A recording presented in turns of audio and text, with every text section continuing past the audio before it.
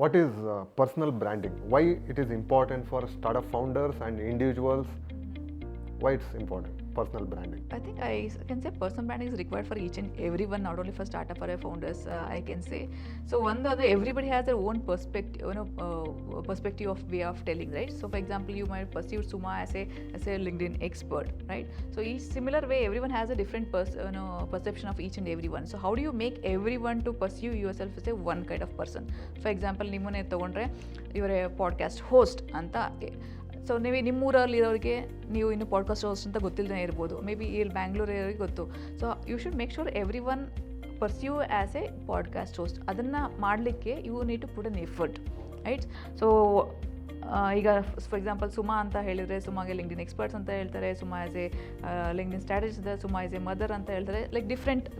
That is correct.